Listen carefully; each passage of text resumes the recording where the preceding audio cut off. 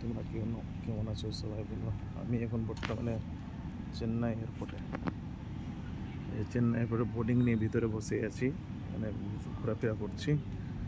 এখান থেকে আমার এখন ফ্লাইট আছে ছটায় ফ্লাইট আছে। এখান থেকে আমি যাব বাগডোগরা এয়ারপোর্ট। 6টা থেকে 8:50 আমাকে নামাবে ওখানে। ওখান থেকে আমার বাড়ি আসতে প্রায় লাগবে, জ্যাম ট্যাম না থাকলে 6 ঘন্টা, 5 ঘন্টা 6 ঘন্টা। আর যদি জ্যাম ট্যাম থাকে ডালখোলা বা ইসলামপুর, তখন তো ছোট জায়গা 12 হয়ে যাবে, 15 হতে পারে।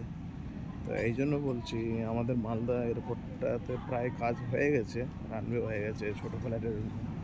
তো আমাদের পশ্চিমবঙ্গ, আমাদের মুখ্যমন্ত্রী, আমাদের দিদি, তার কাছে অনুরোধ আমাদের মালদাবাসীর জন্য, দিদি আপনি অনেক আমাদের মালদাবাসীর জন্য করেছেন, আপনার কাছে একটাই অনুরোধ, আপনি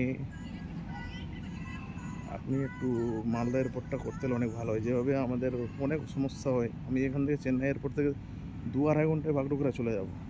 যদি এটা মালদা থাকতো তো আমাদেরকে এতটা পরিশানি, এতটা প্রবলেম হতো না। তো এই জন্য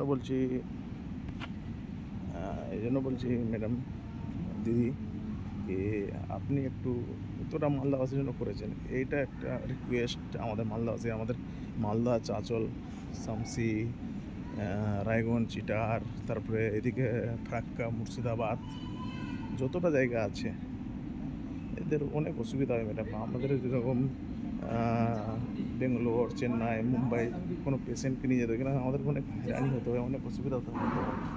তো আপনার কাছে অনুরোধ, আপনি এটা একটু দেখেন ম্যাডাম। আমার যদি ভিডিও পৌঁছায় তো